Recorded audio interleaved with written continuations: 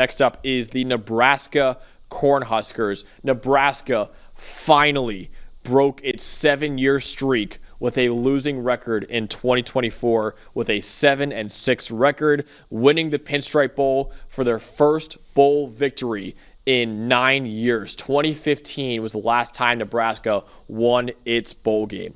The Cornhuskers defense was the biggest reason for the success, with the 26th best defense in EPA per play. Another catalyst, was the fact that they brought really good stability at quarterback in a 5-star true freshman in Dylan Raiola coming in and immediately kind of living up to the hype as a 5-star recruit coming out of high school. Now, of course, 71.5 passing grade won't blow you away from Raiola last year, but remember, he was a true freshman playing in the Big Ten level, and anything above a 70 is actually a really good mark for a true freshman at that kind of level. And they had a 42.4 passing grade in 2023, which was the third worst in the country. So yes, a lot better than it was in 2023. His development as a sophomore, along with a really exciting group of wide receivers, is really the biggest strength of the team going into next year. Biggest question mark is the defense, because even though it was so good last year, they did lose a lot of contributors from that defense last year. Can it be a strength of the team once again in 2025? But Dalton, I cannot wait to watch Dylan Raiola and how he develops in year 2. Does he not feel like one of the biggest X factors in this whole conference? Yeah. Honestly, I mean, because you got to think, okay, last year you mentioned it, he's Dylan Raiola, everybody knows him. He's starting as a true freshman. There's all this pressure. He's in the spotlight, right? And it's just, and then there's all the Mahomes stuff and everything else that people talk about with him, but he had a pretty good freshman year. And when you look at what Nebraska's been trying to build, and when they got him last year, obviously his dad playing there helped, but I think you're talking about a team that these next 2 years, this is the window. They need to build around him, and they need him to be the special football player that he was recruited to be. Good freshman season. I like that they went and got some receivers for him, Dane Key and Neziah Hunter, right, from Kentucky and Cal. They've got Ja'Cory Barney also. I think this is what we're going to be looking for. If the defense does take a slight step back, if the running game, I should say, does take a slight step back, they're going to rely on Raiola to carry them. That's kind of the point of this era of Nebraska football is, hey, we got this big-time recruit. What was he, the number 3 quarterback recruit in the country last year? Yeah. I mean, that's why you bring this guy in, to carry you. Because if you want to be the team that your quarterback carries you to victories and carries you to the promised land, now's the moment. And it really does come down to him. I do think not only for their team, but he's one of the biggest X factors in this whole conference. He could make a difference. He absolutely is. And he's a guy who could be a first-round pick in 2027, considering how toolsy he is, how he's got the NFL body already. And he was pretty good as a true freshman last year, too.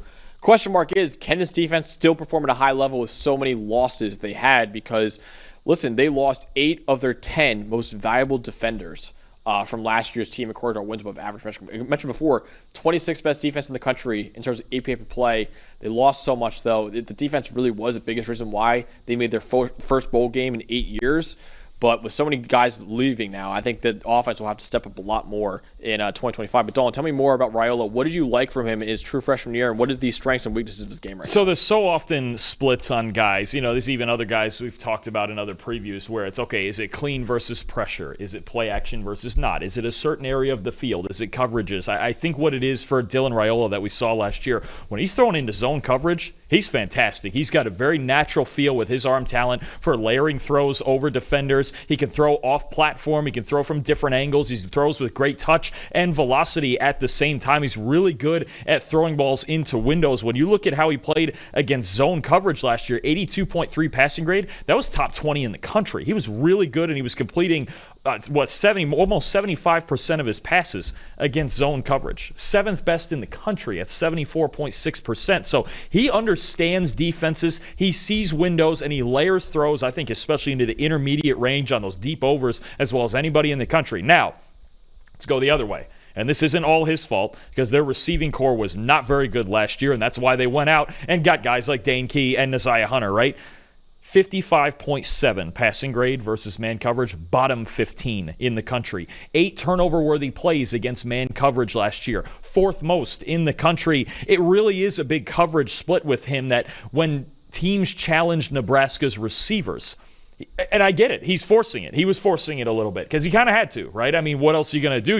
He's not a guy who's going to take off and scramble like a Jaden Daniels every play. That's not his deal. He wants to win from the pocket, right? But he needs better separators on the outside. He needs to not force some of those throws because some of them were on him, and he's got to be a little more accurate in deciding when to throw into those tight windows and not. The only other thing I have for him, if it's me, I'm hoping somebody this offseason put him in the Joe Burrow school of two hands on the football, because he's real loose with the football in the pocket. That one hand kind of Brett Favre-ing it down by his hip. That's the one thing I would like to see him fix. Does Mahomes do that? Because that might be why he does it. That might be it. That might be the reason too. A little loose with the football in the pocket, though. Some of the strip sacks I think are avoidable, but for the most part, what I see is a guy who's spectacular against zone coverage and does see the field well for such a young kid. And you can tell he's got the pedigree. And then against man-to-man, him and his receivers are both going to have to be better. Absolutely. Yeah, I loved what I saw from him last year. I know it wasn't the perfect season for Dylan Raiola by any means, but that was really, really encouraging for a true freshman. And like I said, he's got an NFL arm and an NFL body.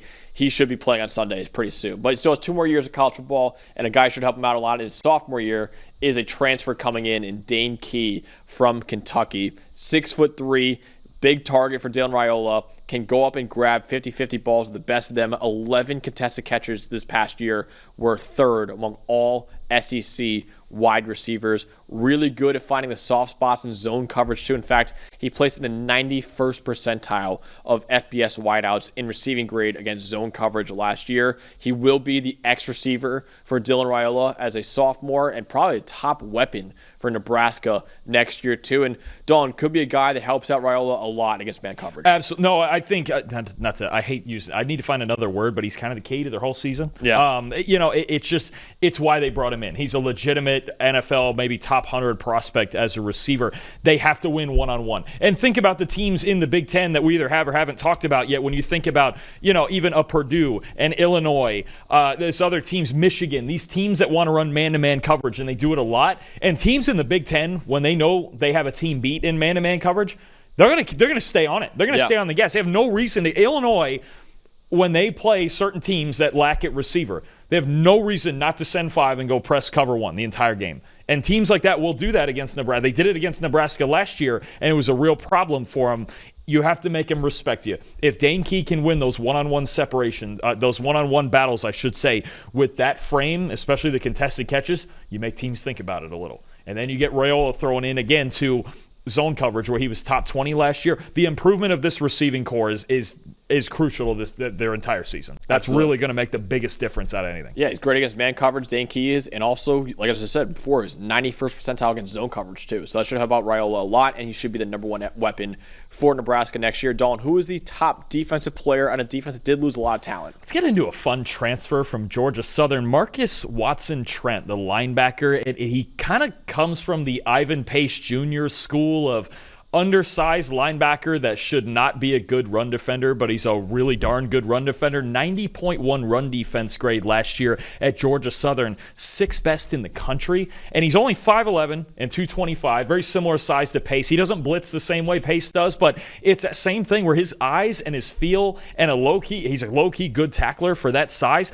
That in run defense is going to be a big key for him. I think about Ivan Pace Jr. I think Kobe King was a little bit bigger, but similar style player where you have a guy with elite vision in run defense and is good enough in coverage. The lack of range is going to get him sometimes, but I think Marcus Watson-Trent there as probably their weak side linebacker and a really good run defender. I think he's going to make a big impact coming up from Georgia Southern. He can play Big Ten football. Really good run defender. Also had 70-plus coverage grades in each of the last 2 years at Georgia Southern too. So I'm a really big fan of him. Excited to see what he could do in the Big Ten level now with Nebraska.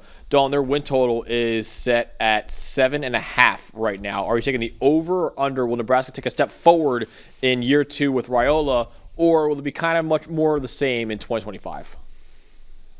1, 2, 3, 4, 5. I'm going over.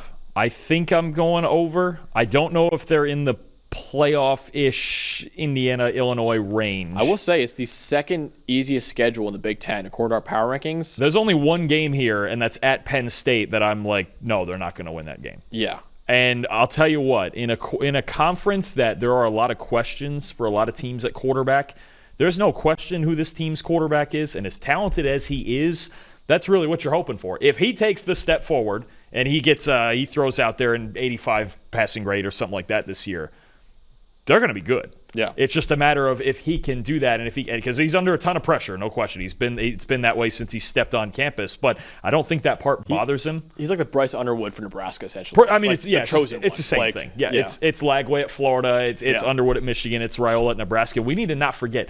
I mean, he got this. He broke this team's the bowl streak that you mentioned. Was 7 years, 6 years? 8 years. 8 years. I mean, that's him. I know the defense That's a was good storied too. program too. So exactly. So I'll 7.5 was it? Yeah, I'll take it. I'll go over on it. I like this schedule. I only see one game on here that I go, no, they can't win it. They only have one West Coast trip to UCLA, which I think they should win anyway. I'm a fan. I'm a fan of this. I think how many true road games today? I'm looking at this now. 1, 2. They only have 4 true road games all year. Because Cincinnati's at Arrowhead. That's at Arrowhead, and that's going to be mostly Nebraska people. And you know Raiola playing in Arrowhead.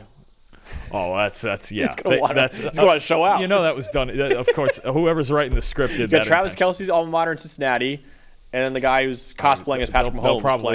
They'll probably all be there on a Thursday night. We're getting a lot of flack to him. Raiola's a very talented player. Thursday night football there. I know. That's going to be a heck of a game, man. I'm excited for that one. But yeah, I'm going Bengals Chiefs was good. I'm going over, man. I'm not saying this is a playoff team, but I'm not also excluding it from the realm of possibilities for them this year. There's a handful of teams in the country where we're going to go, if their quarterback takes a leap, right? Florida, we've done it. South Carolina, we've done it. There's a handful of others where you go, hey, you know what? The quarterback, Raiola's on that list. We need to not forget how talented he is. I never thought about Nebraska as a legitimate contender to make the playoff this year. I'm not saying they're going to make it, but looking at the schedule, I'm like, there is a world where they can make a run here. If he burst on the scene and was a top 10 quarterback in the country this year, they could win 10 games. There's 10, if not 11 possible. Just saying possible win. The only game I'm like, no, is I don't think they're going to Penn State and win. Agreed. That's the only one. But everything else, they could win every other game. Yeah, I don't see why not. I never thought about that before. Their road games are Penn State, and then their other 3 road games are Maryland, Minnesota, UCLA. See, this is why I love doing previews for every team, because there's teams I never even thought about as playoff contenders for. I'm like looking at them like, damn, this is a world. That's the fun part. Is later in the year, by about week 7 or 8, I try to keep track of who's still alive. They're probably going to be on that list of teams that are still alive at that point. If they're not, then there's a serious problem. I hate to add more pressure to Dylan Raiola, considering how much he is already under at Nebraska. But man, this is a manageable schedule. Their first Big Ten game against Michigan at home. That's going to be a lot of fun. Yeah, they better improve a lot. And if we get Raiola versus Underwood in that game in Nebraska, their season could get fun really quick. Still question marks with that defense, obviously, but if Raiola takes the next step as a passer, as a sophomore, they could really make a lot of noise in the Big Ten next year.